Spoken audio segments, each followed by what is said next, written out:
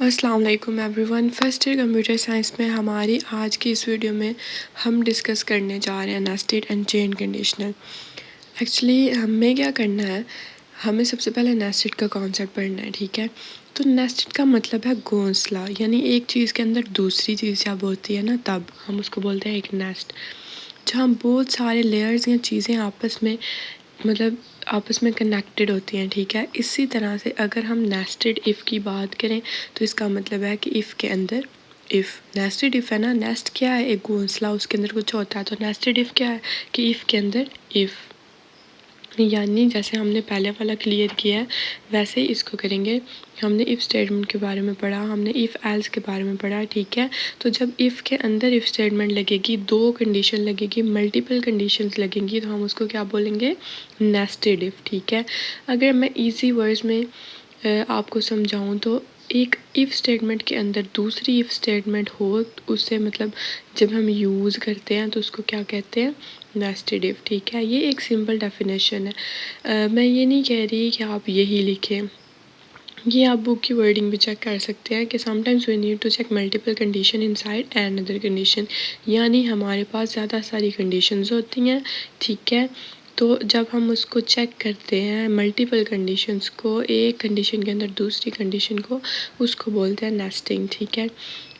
तो अगर हम इस कॉन्सेप्ट को सिंटैक्स के ज़रिए समझें, सपोज़ मैं एक इफ़ लगाती हूँ, ठीक है। ये जो सिंटैक्स है ये इसकी बात कर रहे हैं हम, तो ये एक इफ़ लगी हुई है,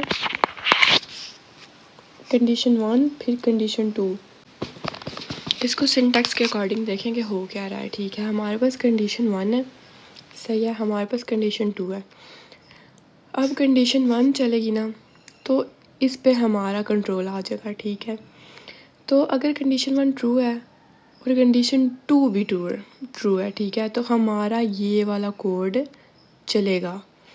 अगर तो कंडीशन 1 ट्रू लेकिन कंडीशन 2 फॉल्स है, यानी कंडीशन 1 ट्रू और कंडीशन 2 फॉल्स है, तो ये वाला कोड चलेगा, ठीक है। और अगर कंडीशन 1 ही फॉल्स है तो ये वाला चलेगा। आपको ना ये बहुत छोटा सा टॉपिक है, इजीली समझ आ जाएगा। अच्छा, एक और चीज़ है कि हम ना इफ़ के अंदर मल्टीपल इफ़ भी लगा सकते हैं, ठीक है। तो अगर एमसीक्यूज़ आया आप लोगों के पास कि क्या हम इफ़ स्टेटमेंट के अंदर इफ़ लगा सकते हैं, तो उसका जवाब होगा yes, we can use many if statements inside another if, ठीक हो गया। अच्छा, इवन एल्स के नीचे भी इफ़ लगा सकते हैं आप लोग। अब इस एग्जाम्पल को देखें, अगर तो वेदर हमारे पास रेनी है और टेम्परेचर बिलो दैन 50 डिग्रीज है, ठीक है, तो हम क्या करेंगे, रेन कोट पहनेंगे। अगर नहीं है तो हम अम्ब्रेला लेंगे। तो अब इसका कोड चेक करें आप लोग, इधर हो क्या रहा है, ठीक है। वेदर इज़ इक्वल टू रेनी उसने बोल दिया और टेम्परेचर इज़ इक्वल टू 10 बोल दिया, ठीक है। अब कंडीशंस देखें उसमें क्या है, वेदर इज़ इक्वल टू रेनी और टेम्परेचर लेस दैन 15, यानी ये मतलब लेस दैन 15 है तो 10 ही है ना। हमारे पास टेम्परेचर 10 था, हमने कंडीशन चेक की तो ये दोनों कंडीशंस ट्रू हो गई। तो जब ये दोनों कंडीशंस ट्रू हैं तो हमारे पास ये प्रिंट होगा, प्रिंट वियर आ रेन कोट। ये देखिए मैंने आपको पहले भी बताया था, जब दोनों कंडीशंस ट्रू होंगी तो ये वाला कोड चलेगा, ठीक है। तो ये वाला जो कोड है ये चलेगा। अब नेक्स्ट क्या है जी, अगर टेम्परेचर हमारे पास 20 होता इधर, यानी इधर टेम्परेचर इज इक्वल टू क्या होता, 20 होता, तो एल्स का कोड चलता, क्योंकि कंडीशन होगी फॉल्स, तो फिर ये वाला कोड नहीं था चलना, ये वाला कोड चलना था। ये देखें,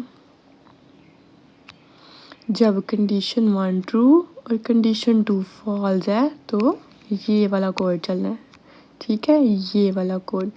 अब वेदर तो रेनी है लेकिन टेम्परेचर क्या है 20, तो हमारे पास ये वाला कोड चलेगा, प्रिंट टेक एन अम्ब्रेला। और अगर वेदर रेनी ना होता तो मतलब पहला इफ़ ही फॉल्स हो जाता, तो ना अंदर का इफ़ चलता ना एल्स चलता, समझ लगी। अगर weather is equal to rainy है तो इधर होता कि weather is not equal to rainy, कुछ भी मतलब ऐसा, या कोई सनी होता, weather is equal to sunny होता, तो ये वाला कोड चलना ही नहीं था, यानी अंदर वाला इफ़ चलना ही नहीं था, सिंपली ये आ जाना था, इंजॉय योर डे। तो क्या प्रिंट होना था, इंजॉय योर डे। ठीक हो गया। तो ये होता है हमारे पास चेन एंड नेस्टेड कंडीशनल। ये था हमारा इसका कॉन्सेप्ट। ठीक है, तो आप लोगों ने ये चीज़ याद रखनी है। एमसीक्यूज़ भी आए कि एल्स इफ के बगैर मतलब क्या एज है जो वो इफ़ के बगैर लगाया जा सकता है, तो जवाब है कि जी नहीं, एज तो कभी भी इफ़ के बगैर नहीं ना लगाया जा सकता। ठीक है, लेकिन इफ़ को तो मतलब आप बिना एल्स के लगा सकते हो ना। तो ये था आपका कोड।